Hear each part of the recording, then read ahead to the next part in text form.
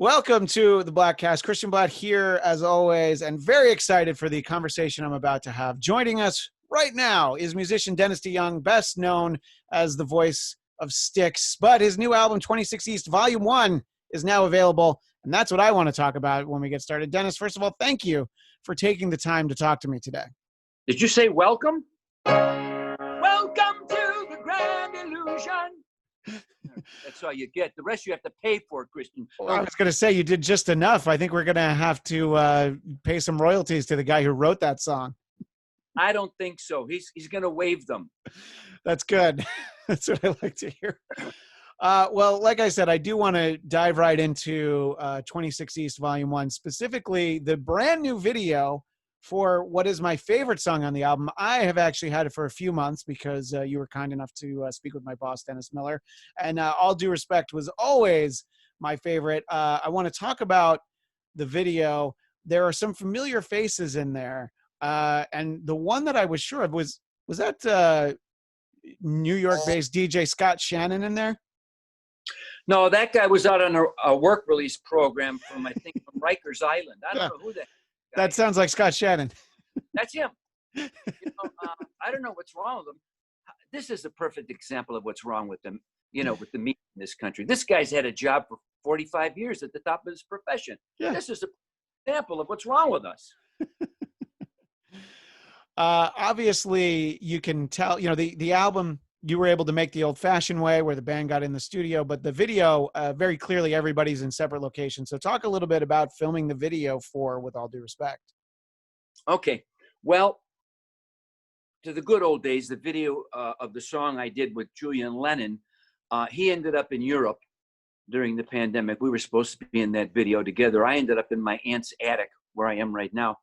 And so I had to come up with something, so I put a video together that was all home movies and old photographs, which essentially told my life story as the guy behind the Grand Illusion, the family man with 2 kids and the wife he's been married to for 50 years. So when I went to do this video, I thought, how am I going to do this?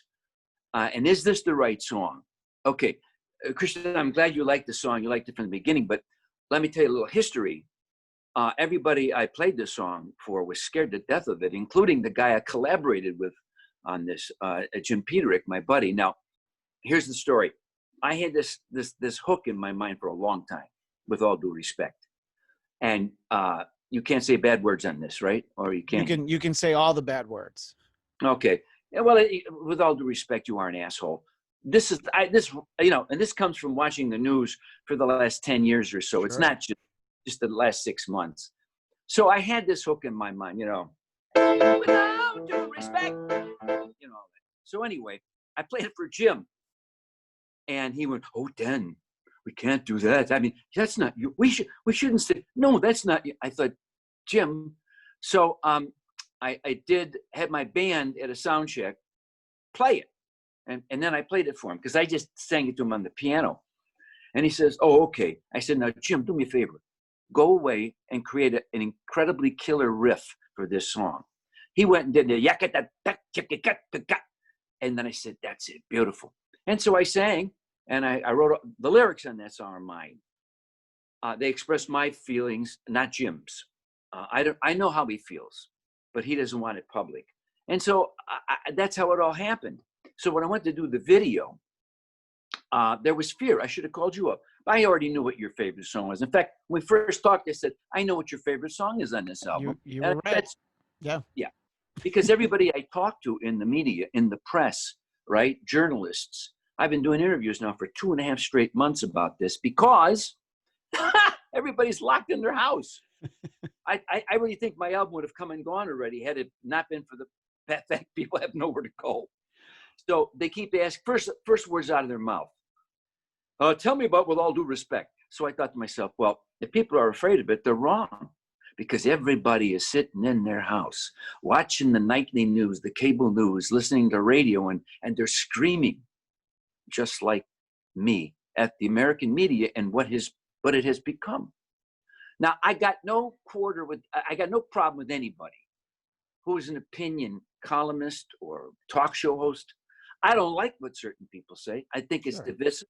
I think it's destructive to the fabric of our society. When you constantly say that we're divided, people will begin to believe it. And my problem is for the wolves in sheep's clothing that are everywhere, who tell you with a straight face that they're unbiased. Yet what am I Brajol? You know what I mean? I'm meat wrapped with string. No, those are the people that are the danger to our society. Because enough people, people have this going on. I got to pay the rent. I got to keep my kids from becoming drug addicts and mass murderers. That's what most people are thinking about. And they work their ass off to provide. They haven't got time like you and me. Oh, us smarty pants like you and me. We can think the big things. We got time for that because that's what we do. They don't. So they can be easily swayed. Say yes, Christian. No, I first of all, yes. Okay. I'm used to being a yes man to somebody named Dennis, so it's very easy because not only is my boss named Dennis, my father-in-law's name is Dennis. So it's I always know how to do what the Dennises say. But and now me, bad luck, 3 on a match. Anyway, let me finish this. Sure, go ahead.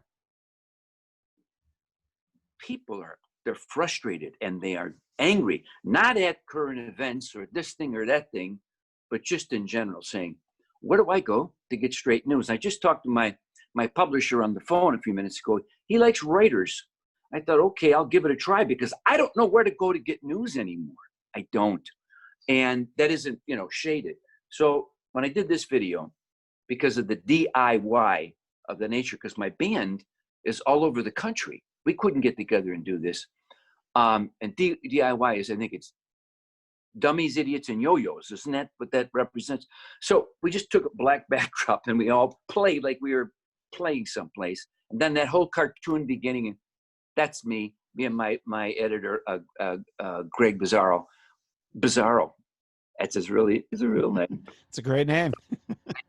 So we put all together. And my point was, I am saying in the most nonpartisan way I know how, because if you look at that video, red and blue, constantly happening. I'm actually counting the scenes that have red things in them and blue things in them, so I don't have people going, hey, I saw one more blue thing in there than a red thing. Now we know who that is. So that's what I did. And I put it all together, and it came out yesterday morning, and it struck a nerve with people. Now, actually, my publicist said CNN wanted to talk to me, but when he saw the video, he liked the Julian Lennon song, so he wanted to do it. I love it. I like that song too. And then when he saw the video, he went, whoa! and I don't know if I'm going to get it or not. You never know after this. But he said, I think I might, but he says, I can't talk about that song. I said, I don't care. It's not the only song on the album. Yeah, sure. So anyway, that's the longest answer ever to a small question. That's well, we only ask small questions here, but we look for big answers. And that was exactly what we wanted. Sort of to your point about people in the media, I believe that there are certainly unbiased people in the media, but the problem is when they say, oh, no, there's no bias in my newsroom. And that can be wherever they work. There is, it's of course there are people that are biased. Just don't pretend that it's not there. I think somebody can definitely, if they're good at their job, they can separate that opinion from what they report on. It'll probably, definitely shade it a little bit, but at the same time, because it's like, well, what are you going to pursue? What you're passionate about? But if you present the facts, you present both sides of it. And you're right. It's, people who lean conservative are like, well, I don't feel like I fully get my answers from here. People who are more on the left are like, yeah, I also don't feel like I get it from here. And it's really hard to find those things. And sometimes people will be like, oh, well, I get all my news from the BBC. I'm like, well, that's a very left-leaning state-run organization. That's funded by their government.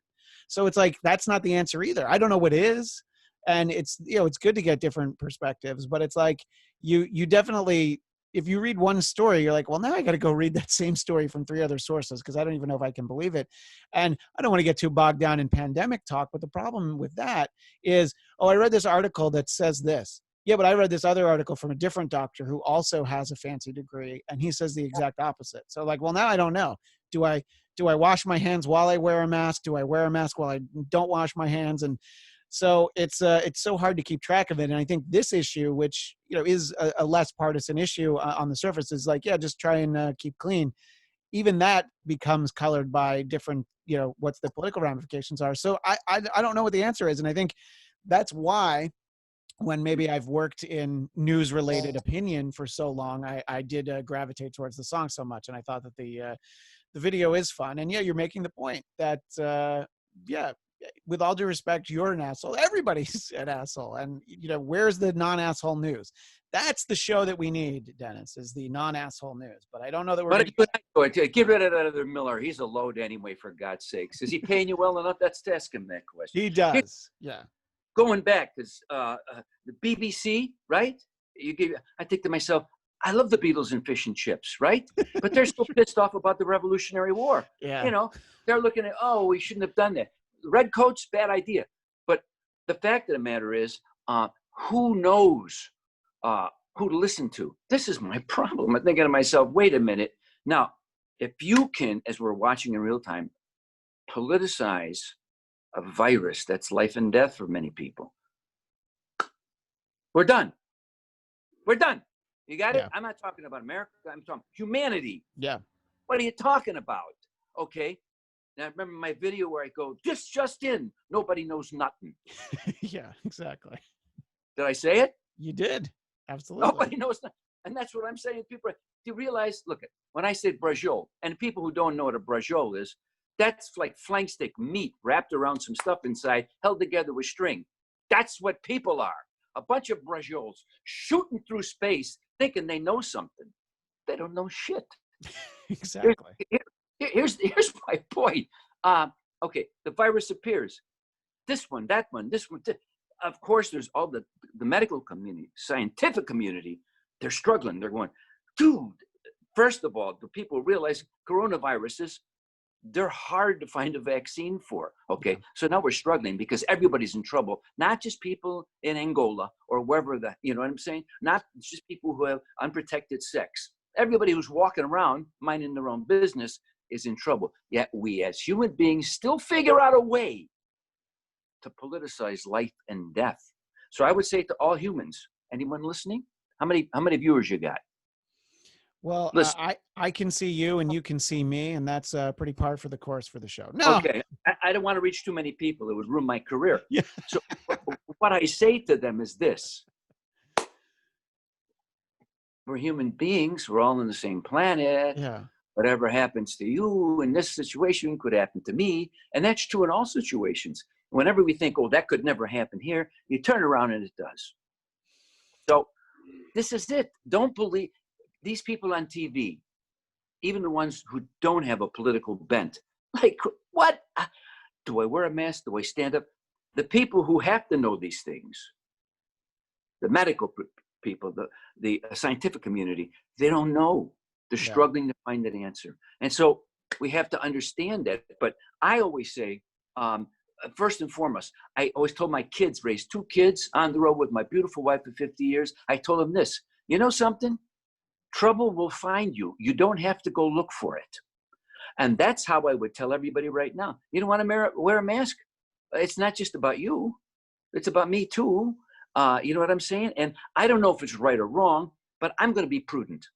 I'm going to put my toe in the pool before I dive in. Yeah. Well, yeah, exactly. I mean, that's the point. It's it's like, yeah, I don't know if there's any sharks in there. Let me at least look in the water before I jump in. Make sure no sharks.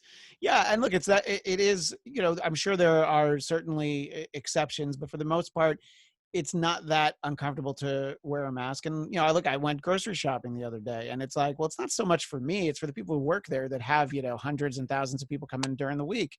And, I was reading about dentists literally earlier today, and it's not much of a risk for you or I to go in before that dentist who is literally like, putting hands inside your mouth and there's spittle everywhere.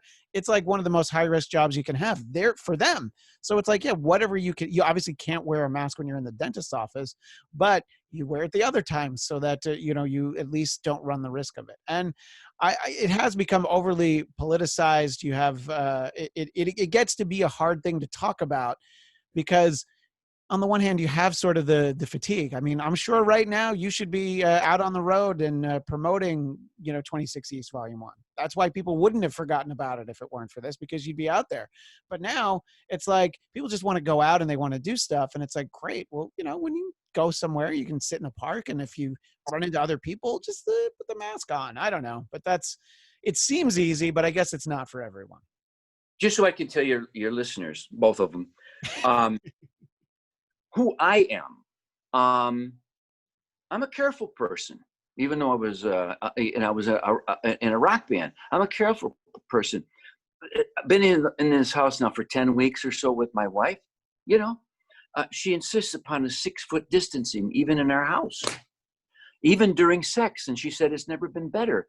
Christian, I don't know what that means. I don't like it. No, I don't like it either. Yeah. I don't like, and right now I'm sitting here, you only can see this, my Bear jersey and my Chicago Fire Department, yeah. But if you could see down below, I'm wearing a cup. Well, you have because you never know when a ball could take a bad bounce. That's who I am, so you understand. Well, I'm a careful person. Look, and I think that at least your wife has the respect to be in the same room as you. My wife and I, when we go to have sex, it's only on Zoom. That's the only way she will ever do it. So it's at least clean. I'm stealing that one. I ain't crediting you because no. Okay, it's fine. Yeah, but the 6-foot distancing is great because she said then she discovered that she married Gumby. Anyway.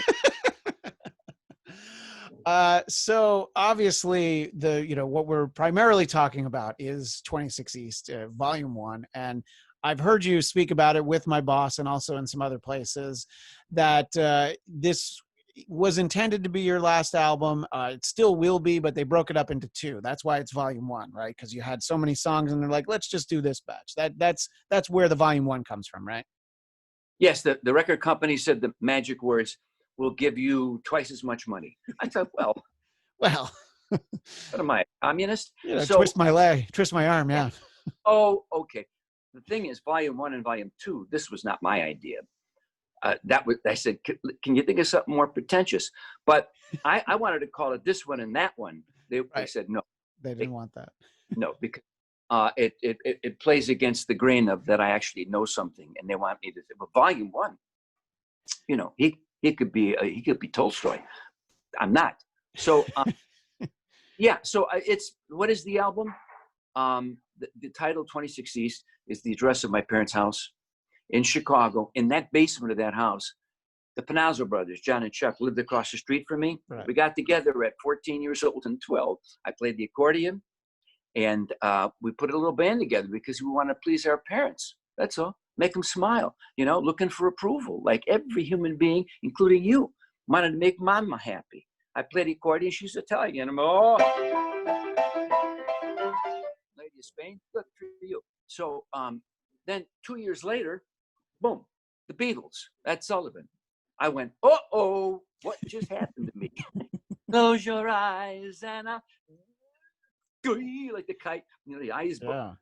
And I said, well, that looks like a good job. Yeah. So we stopped playing our parents' music to make them happy. And then we started playing rock and roll music. And then we got a series of guitar players until we ended up with the 5. Let's see, James Young, John Zaleski, and they made the first 5 albums. So that's what happened. At 26 East was a testimony to the 3 mooks. John, the 3 locomotives on the front going into the stars, because those guys, they were the foundation. Sure. They stuck together all those years until we became Styx. Like it was 8 years after our inception. So that's what it is. Here's what I do. Recently, I did a Facebook, YouTube post where this is an iPad, right? I told you it's sitting in a box. Yeah. And I played, "Tonight's the night we'll make history." I sang Best of Times because fans on my Facebook said, "Dennis, during this horrible time, we need your music more than ever. Would you please be, like all the other needy celebrities and make sure you do something from your house?" I thought, well, so I did it. It got over 1,100,000 views in a month. Wow. Boom, Lady Gaga. That never happened. Hey, Lady Gaga. I'm not. that happened. And I went, oh my God, now listen to this. This is why people want to be in show business. It gets all those views, almost 10,000 comments, 10 a month. You know what they said? What did they say? I read the sentences. My name is in there, but I don't know what my name is in that sentence. They say the most beautiful, complimentary, completely untrue things that I've ever read about me. I'm a gift from God, over and over again. Wow. Everything is so, you're an American treasure. I thought last week I was just the guy that used to be in Styx. I sing the song and there it is. I think to myself, honest to God, the first, it started trending. You know what I mean? I don't even know. That's never happened to me. I never trended. Last time I trended was 81. I had a mustache. I didn't even invent that. So this thing is just, I'm looking at it and people are saying these crazy things to me. And I think, wow, it's so nice. I got tears in my eyes. I thought, but my wife says, it says your name in there, but that's not you. I says, I know, they're confused. But, everyone is so exposed right now, emotionally. Sure. Because it's a time for reevaluation of everything that we've done in our lives, where our priorities are. And I think they were just expressing how much they loved Styx, loved my voice, and that song, which has the line, people lock their doors and they hide inside, and rumor has it it's the end of paradise. So I thought, well, maybe that's appropriate. So this happens. It's like, I can't even believe it. So I said, at this point, I couldn't reach 1 million people on the road. I'd be 250 years old by the time that happened. Sure. I sat here in this room that you see behind me and just did that. And you explain it to me. When people think they know something, nobody knows nothing. Yeah, no, absolutely. And I think that there is an affinity for obviously songs we remember, but this idea that, for most of us, probably this isn't the best of times, but you hear a song like that and you think about it and you're like, yeah, that song makes me feel like even this moment is not as terrible 24 hours a day as, the aforementioned news media would want it to be for us, because if we think everything's terrible, we'd be afraid to turn our TVs off. So, and I think it's, you're seeing a lot of musicians kind of do this sort of thing you're talking about. They don't have the million people reach in a month, which is fantastic. But I think it's at least some degree of a substitute for going out on the road and being able to promote things and, doing a lot of interviews. And I think people feel, especially when you do one of those live events and it's like, if you have a moderator who reads their questions to you, they're like, oh, I get to interact with this guy. I wouldn't be able to do that if I went to the concert. So I think I get that. But yeah, obviously to what you were saying, everybody does, of course, think about you in terms of your relationship being a part of Styx. And I know that obviously you're not a part of the band anymore, but I always want to, when I talk about Styx, it's always important to point out stuff like I took these detailed notes because I didn't want to get them wrong. Sold more than 50 million albums worldwide, and it was the only band to have 4 consecutive platinum albums. I think getting that second one sometimes can be really tough. You're talking about or triple platinum. See, that's even better. And clearly it's 50% better. 4 triple platinum albums. If we sold 50 million copies, can you tell me where that money is? Anyway, go ahead. Don't stop here. We had hits in 3 decades. Yeah. I mean, it was a good band. Yeah. And, there, I don't know. I mean, there's, and then I guess they had 10 top 10 singles, but you wrote 7 of them. So obviously that's another time to ask, where's all that money? Yeah. No, we had 8 and I wrote 7, but who's counting? Oh, that's even better. Yeah. It's and then the other one doesn't count because you didn't write it. That's the point. So it counted. Look behind me. You see this joint I live in? Yeah. I'm in my neighbor's house. He's got a really nice house. He's away in someplace in Montana hiding. So I just broke in here. Yeah. Well, your neighbor has 12 number 1 hits, and that's the difference. Yeah. That's why they have here. When I told you my story and this real affection that people have for the music I was involved in creating, when I was making it, I was trying to kick Aerosmith and Queen's ass. Sure. That was my goal. I wasn't thinking about 60-year-olds, because there weren't any, will come up to me and tell me how much what I was a part of creating changed their lives. And they mean it. Yeah. And I go, man, I'm glad I saw the Beatles. I'm glad I chose this profession. And so now I sit here at 73 and I look around and I go, oh my goodness. So I constantly, the thing I like about doing this album is it allowed me a chance to wave goodbye, which I do, and say to all these people who give my family and me this incredible life, thanks. I mean, I don't even know how this happened. I just kept, you're like on a train, right? You're trying to go. And so to all the people who, both of you who are going to listen to this podcast of Christians, I want to say, if you bought a Styx album or anything, please contact Christian, and I'll have you give me your address. I'll have my kids, send you a thank you note.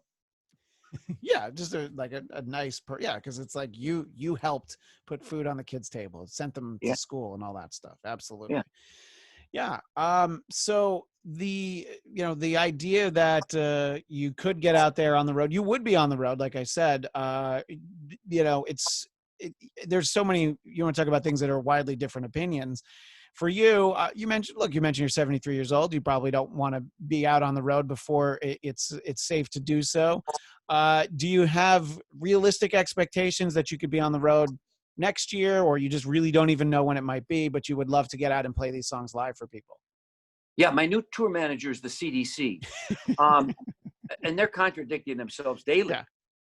Here it is in a nutshell. Nobody knows nothing. Yep. Some bands are going to try. I just read something about Live Nation, about their try to put, and I think to myself, okay, I'm waiting. Let somebody else, Yeah, well, just for people that didn't see it, I'll just the Live Nation is flat out saying that artists should expect to be paid less in 2021 because Live Nation is having a very tough time, as they want us to all feel bad for. That's what I take away from that story. Well, but no, that was a different story. They just said they're going to do some shed dates. They're going to do some of those. And I thought to myself, who's coming? Yeah. I guess the people who firmly believe that that the virus is a hoax, or maybe people who have gotten it are better. I just keep thinking prudence. That's it. I keep thinking, okay, why would you allow all those people get in a small space and to experiment, to hear music? I like music. Don't get me wrong. I love music. It's my lifeblood. But I like breathing without a ventilator. Yeah. So I would just say, I got to wait and see. Of course I want to be on the road. Of course I want to be promoting my album, playing this music for people, playing all the old hits that people want to hear. And on the other hand, I have responsibilities to my family, not to do something stupid. And I'll be back when it's proved that it's reasonably safe to do so. Now, obviously, you talked about the album being a farewell. Now, does that mean that when the tour comes around, are you going to slap that branding on it, that you'll say that this is a farewell tour, which a lot of bands and performers do? And, you don't need to comment on it, but a lot of people will point out that Kiss did their first farewell tour literally 20 years ago. So, it's oftentimes used as a marketing tool. That's why I'm asking if you're leaning towards the Dennis DeYoung farewell tour t-shirts. Maybe you even have a box of them ready to go somewhere in that attic. I don't, but maybe you'll follow Frank. Remember Frank Sinatra? Yeah. He retired every 5 years. No, no, this is my last record. And as far as touring, I don't know what's going to happen. But when I said it was my last album, I didn't say it was my last tour. Sure. But I said for, the cooties, the COVID cooties. I said it before that. Yeah. And so I don't know. I'm with that group that says nobody knows nothing. I'm the first line who will raise his hand and say, hey, I don't know. Yeah. Anybody who says they're full of it, aren't they? Yeah, I mean, it's interesting, to sort of talk about the business side of it, because obviously the live experience has become so much a part of it. That's really where the money is. I mean, it's not just Live Nation, but they're the biggest one. You have a lot of promoters that begrudgingly finally started canceling stadium dates for bands. Coachella, the big festival out in California where I live, that they finally canceled it. They had moved it to October, and everybody's like, you're not going to get, what, 50,000 people out in the desert. And they knew that, but it's like, all right, I guess, let's get one more interest payment on everybody's money before we start having to give a little bit of it back. And yeah, I don't know. I don't know how anybody could with confidence buy, even if somebody announces a tour in the summer of 2021, like, yeah, okay, when it gets closer, I'll definitely buy my tickets then. But, like you said, nobody knows nothing. No, and the thing is, if let's say they figure something out, that would be a godsend to all of us. Yeah. And then we'll be able to make good judgments rather than ignorant ones. So going forward, I will do what I think is right for myself and my family. If you want to go to a concert and be with 20,000 other people, that's your choice. I don't care. That's fine by me. But me, I just want to be, I want to be certain that what I'm doing is worth the risk. Sure. And that it's just simple. So Coachella, Lollapalooza here in Chicago. Yeah, right. But who knows? Here's the thing. Let's say all the musicians are superheroes, like the people used to read in your Marvel comic book collection. That's right. Look at me, I can do anything. I can. What about the audience? Yeah. What if they all start dropping dead in the third song? That's just an exaggeration. No, but I mean, not even to personalize it to you. Just imagine being any performer, and then you go like, well, we did what we call that contact tracing, and this outbreak, we can go back to the fact that they all went to so-and-so's concert. Just imagine being that performer and going like, oh, did I really need that payday where everybody got sick? And, I think that, and then when you start to try and do, I know that they've done some socially distant performances. You've done some outdoor performances, and there've been, I remember there was going back about 2 months ago, there was a show in Alabama where it was a 1,200 seat venue, but they only sold like 250 tickets and everybody was really spaced out. And that's the sort of question where you're like, all right, I get as an experiment, but is that worth it? Is that worth the risk? Is it worth the, I don't even know what the reward is, and I mean, I do understand, look at the Mick Jagger, Keith Richards, they're like, yeah, we'll get back out there one day or maybe not. They're going to be fine. But there are bands that's where the real money comes from, bands that, especially like, let's say a band that's been around for 25, 30 years, but doesn't own their catalog. The only way they're making money is to go out on the road. So I can see the hunger and just the need for like, yeah, I got to get out there. But then that goes back to, do the people want to sit there, What you just said needs investigation. The biggest swindle are these robber barons, so many of whom had no money in the game to the investment of the people who made the music. There's been a connection, the evil cabal between, I don't know, the Swedish guy and all these people who invent file sharing. Yeah. Okay. They got nothing. They had no investment in it. Leveraged up the ass. Then the record companies, the big three, I think there's three of them now, they went and make a deal. Yeah. So they can cut the musician out. And they've done it systematically. Now, don't feel sorry for me, kids. I'm not asking for your sympathy.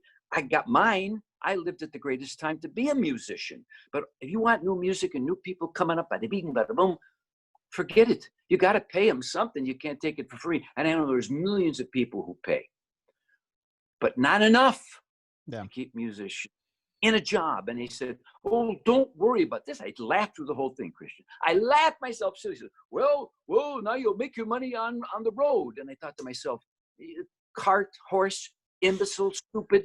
How do you go on the road if you don't get radio airplay or attention on the internet? There's one Billie Eilish every 70,000 years. Yeah. You can't put it on a consistent basis. So musicians now being forced to go on the road, guess what? Pandemic Pete shows up and says, you can't go out there either. So musicians are dead. The whole structure, Live Nation, la la la la la, living in a make-believe world. That whole business model that was destroyed by the people in charge of it, with collaboration in Congress, as they, well, let's not stand in the way of the internet. What?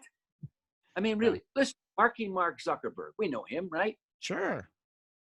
You know what his idea was? Wasn't his mission statement? Let's connect everyone. You know what I say? Has he met everyone? Why would you want to connect those people? Yeah. I'm saying, you know what I mean? So, yeah. am I rambling here? But no. It's funny to think from music. No, you can't have your money. I don't care what you create. Makes me happy. And then now the pandemic, which has nothing to do with anything but the demands of the universe to replace and replenish. Listen, that's what I think the universe is. I look around like, okay, get rid of that. Let's do this. So now it's our turn right now. Is this too negative? I hope. Let's get back to 26 East. It's really good. There are some songs you can dance to. And look, you mentioned the Beatles, you mentioned the Julian Lennons on the good old days, so there's and 26 East Volume 2 is coming at some point. So it's like, if you like this, listen to it a bunch of times. There'll be the second one, and one day Dennis says he'll get back on the road, but just don't look to buy your tickets just yet. Don't do the pre-sale. Don't do the fan club pre-buy with the meet and greet. Just wait. One day he'll get back out there.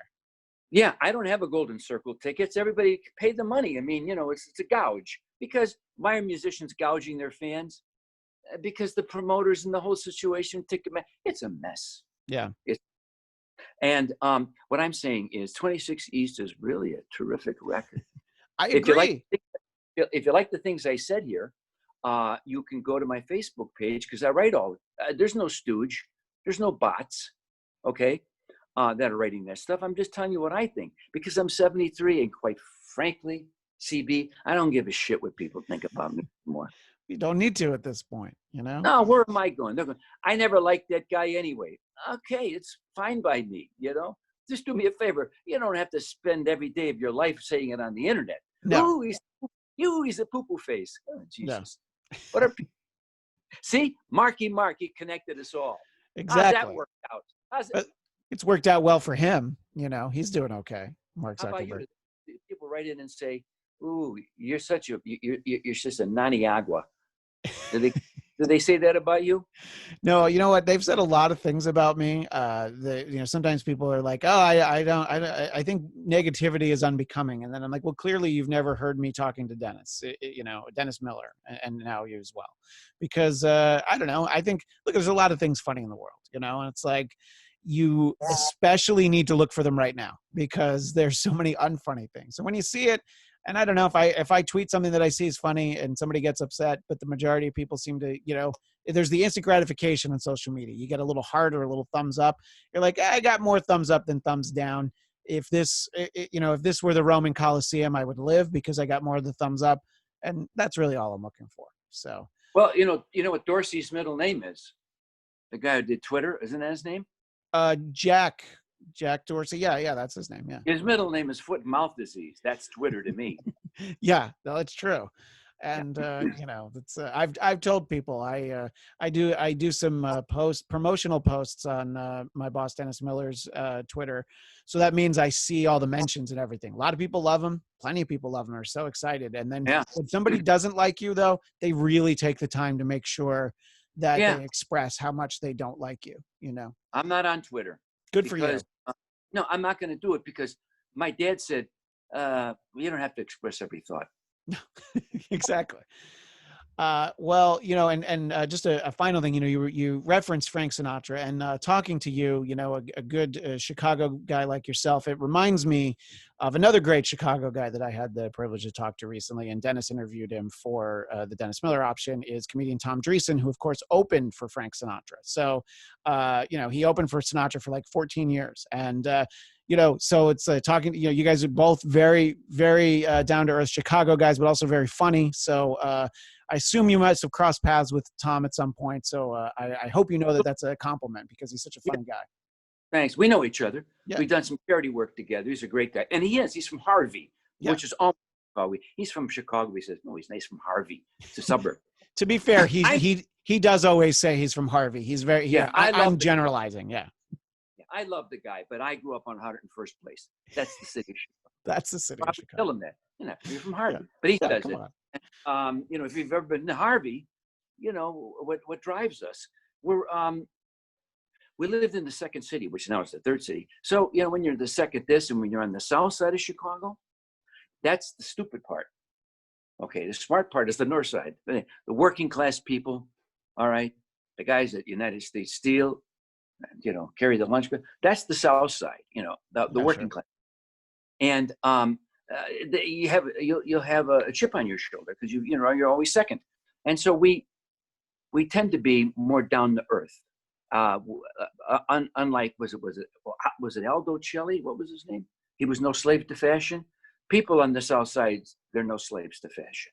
Meat and potatoes, baby. Yeah. Well, I love to visit the city of Chicago. When Dennis had an old-fashioned radio show, we used to do an event at least once a year there, and it was always great. And one trip that I took to Chicago, it doesn't happen a lot, but every once or twice a season, the stars align, and I went to a day game at Wrigley and then a night game at what was then called Comiskey, and just getting to see the Cub fans and the White Sox fans and just sort of sit there amongst them. I'm like, this is great. I love all these people. And I'm a Mets fan, so always the little engine that could is going to be more of my cup of tea. So I loved being at Comiskey, and guys came from the office in suits, and somebody yelled, "Hey, this isn't Wrigley," and the guys took off their ties. So that's it. Did anybody ever tell you look like you could be Glenn Fry's brother? Glenn, that's the first Glenn Fry I've ever heard. I usually get Nathan Lane, the comedic actor. And I would choose Glenn Fry over I would Nathan. Definitely choose Glenn Fry. I love Nathan. I love Nathan. Sure. What have I got to fucking this? Anyway, Dennis, I really appreciate you taking the time to chat with me, as I said, and I look forward to whenever the 26 East on the road happens. I'll be there. And looking forward to seeing some of these songs live. Obviously, 26 East Volume 1 is the album, and it's just DennisDeYoung.com. It's that simple, right? If that's where people want to find you. If you want to find me, you can go to my Facebook page. I got a website, DennisDeYoung.com, but really Facebook is where that's where it's going on right now. But one last question. Yep. Any residuals from this show? Yes.